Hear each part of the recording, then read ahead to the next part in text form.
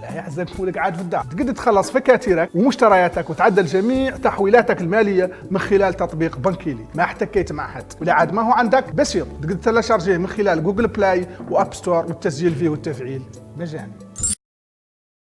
إلى المؤتمر الصحفي اليومي حول تطور الإصابة بوباء كوفيد-19 في بلادنا خلال 24 ساعة الماضية. بسم الله الرحمن الرحيم. إخوتي الكرام وأخواتي الكريمات أيها الصحفيون، مرحبا بكم في النقطة الصحفية اليومية حول جائحة كورونا في بلادنا.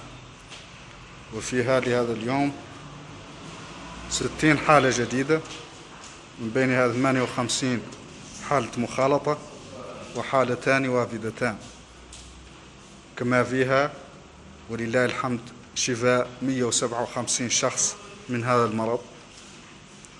ولدينا اليوم شهيدان يرحمهما الله، وهما سيدة تبلغ من العمر 60 سنة، توفيت في مدينة القوارب روسو بالبيت، وهي مصابة بمرض مزمن أصلا هو قصور في الكبد، وعند فحصها بعد الوفاة تبين أنها كانت مصابة بكوفيد.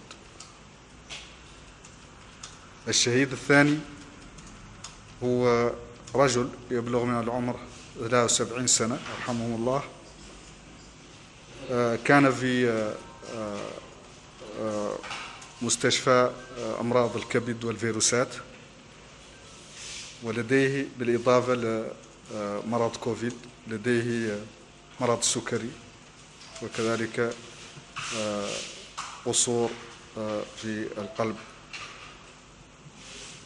وقد فقدنا هذان الشهيدان ونترحم على أرواحهما، ونسأل الله أن يتقبلهما في العليين.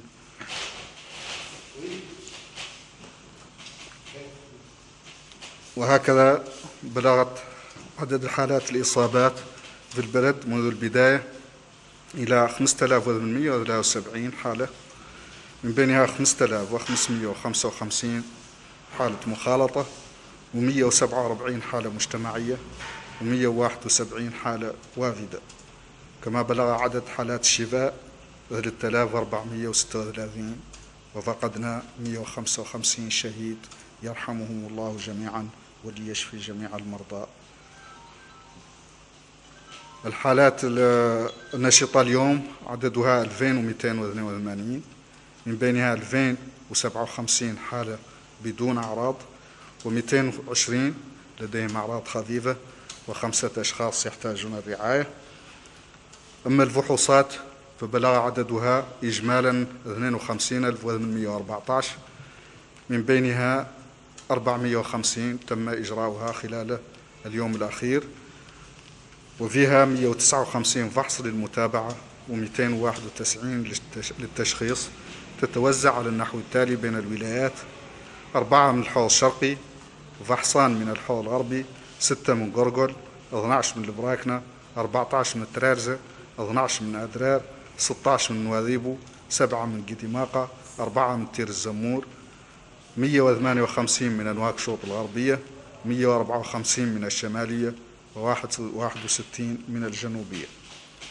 أما الحالات الجديدة فتتوزع على النحو التالي بين المقاطعات: حالة في الطينطان، 2 في كيهيدي، 1 في روسو، 3 في قابو، 5 في القصر، 6 في تفرق زينة، 5 في دار النعيم، 7 في تيارت، 22 في توجونين، 4 في عرفات، 3 في الميناء، وحالة في الرياض.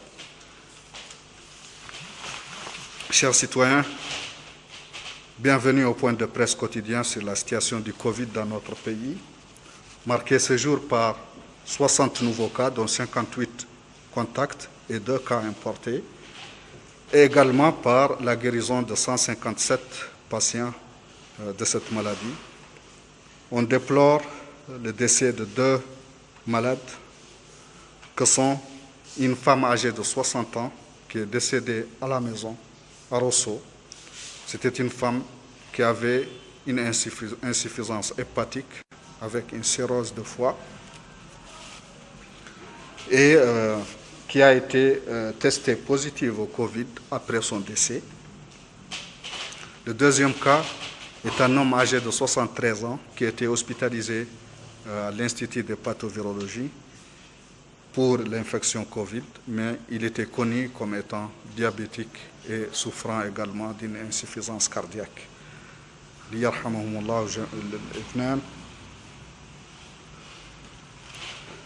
Le nombre de cas enregistrés depuis le début a donc atteint 5 873 cas, dont 5 555 de contacts, 147 cas communautaires, 171 importés, et le nombre de guérisons a atteint 3 436, alors que les décès sont au nombre de 155.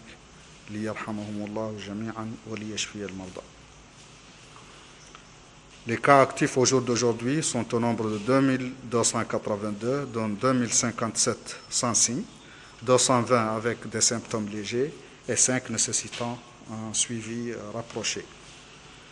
Le nombre de tests globalement a atteint 52 814, dont 450 effectués au cours des dernières 24 heures, 159 de suivi et 291 de diagnostic répartis comme suit entre les régions.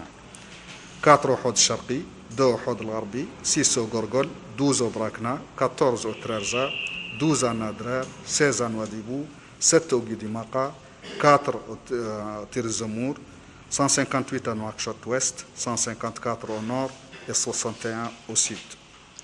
Les nouveaux cas se répartissent ainsi qu'il suit entre les Muqata'a, 1 cas à Tintan, 2 à Kaïdi, 1 à Rosso, 3 à Qabou, 5 au Ksar, 6 à Tevrak Zena, 5 à Dar Naïm, 7 à Tayeret, 22 à Toujouni, 4 à Arafat, 3 à Elmina et 1 cas à Riyad.